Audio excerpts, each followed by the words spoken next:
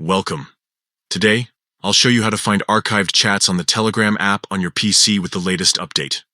If you've cleaned up your main chat list by archiving conversations but now need to access one, this guide will make it easy and quick.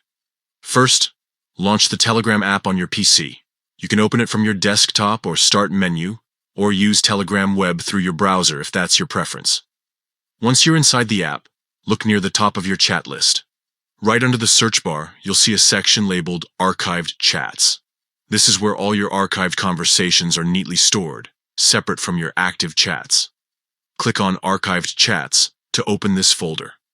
Now you'll see a list of all chats you've archived previously. Scroll through the list to find the chat you want. If you have many archived conversations, you can also use the search bar while in the archived section to type the name of the contact or group for faster access. Once you spot the chat, simply click on it to open. From here, you can read through your past messages just like in any other conversation. If you want to unarchive a chat and bring it back to your main chat list, right-click on that chat and select Unarchive. This will move it out of the archived folder and back to your main screen, ready for you to continue messaging. That's all there is to it.